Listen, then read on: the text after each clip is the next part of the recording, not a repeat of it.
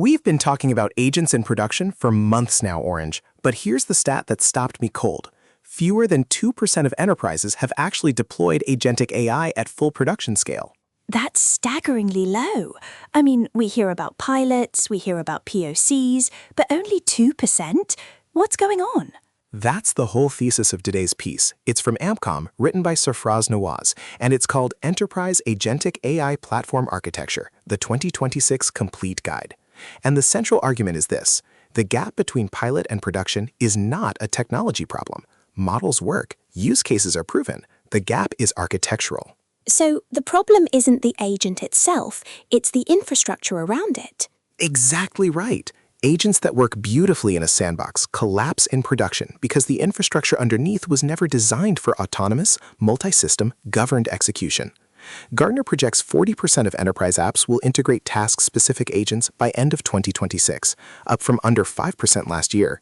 The winners won't be the ones who found the best model.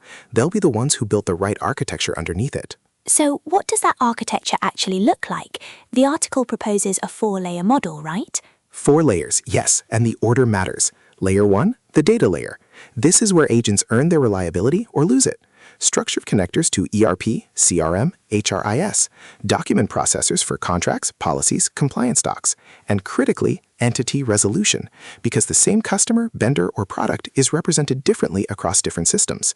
If you skip this, your agent makes confident decisions on contradictory data. So it's not just ingest everything, it's about unifying context, so the agent doesn't accidentally double book a shipment, because the port management system and the rail scheduling system call the same container by different IDs. That is exactly the use case they cite. Global logistics operation. The data layer resolved entity conflicts across terminal, rail, and inland systems before any agent was trained on the data.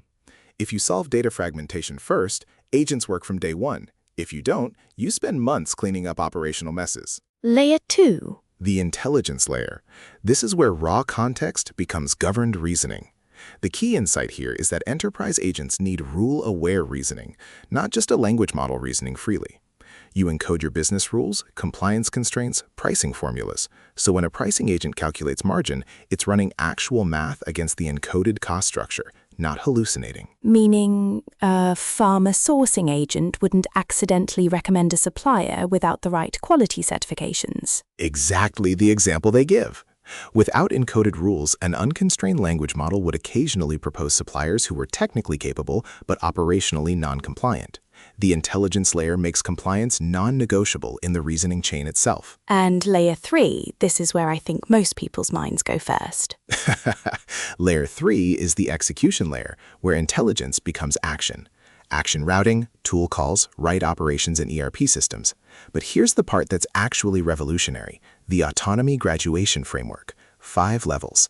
Level 1, every action needs human approval. Level 3, agents run routine tasks independently and escalate exceptions. Level 5, full autonomous execution with post hoc audit only. And the smart organizations don't just jump to level 5. They do the opposite.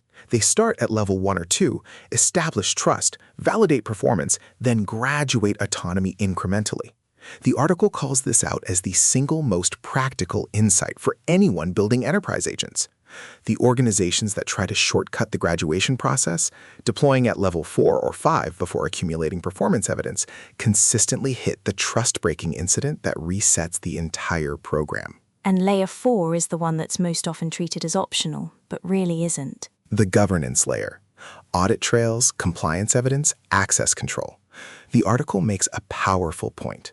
In agentic environments where agents can execute right actions in ERP systems, route payments, create orders, update records, governance must be an architectural constraint from day one, not a layer applied on top.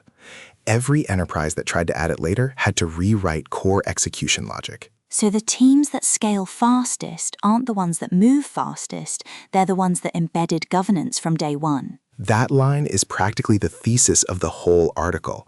The organizations that scale fastest are not the ones that move fastest. They are the ones that moved with governance embedded from day one because they never had to stop and rebuild trust. What about multi-agent orchestration? That's a huge topic right now. 3 patterns they cover. Sequential, agent A hands off to agent B in order. Parallel, multiple agents working simultaneously with an orchestrator reconciling outputs, and hierarchical. A planning agent decomposes goals and assigns subtasks to specialists. The most common failure point across all three? Context loss at handoff boundaries. When Agent A passes to Agent B, the full reasoning context has to transfer completely. Not just a data payload, but what was observed, what was decided, what actions were already taken. What about integration with existing systems? They have great coverage here. ERP integration with SAP and Oracle, critical distinction between read and write access. Agents reading inventory levels carry minimal risk. Agents creating purchase orders require validation logic and approval thresholds. CRM integration, ServiceNow, Jira, SCADA systems for energy utilities. The industry-specific depth is impressive. Logistics, retail, energy, financial services, healthcare staffing, all with real deployment case studies. So, if someone's listening right now and they're about to start an enterprise agentic AI program, what's the single biggest takeaway? Start with the architecture, not the agent. The data layer first, get your entity resolution right. Then the intelligence layer, encode your business rules. Then the governance layer as a structural constraint, not an afterthought. Only then build the execution layer and graduate autonomy slowly. The companies that follow this playbook don't just deploy faster, they stay deployed. And the ones that don't? Join the 98% that never made it past pilot. Sarfraz Nawaz and the Ampcom team wrote what is genuinely one of the most practical architecture-first guides to enterprise agentic AI I've read all year. Link in the description. That's our show for today. New episode every morning at 7 a.m. Central. We break down the research so you can build the thing. Subscribe, drop us a comment, tell us what architecture patterns you're wrestling with in production. And if you're building agents at scale right now, we feel your pain. Keep shipping. We'll see you tomorrow.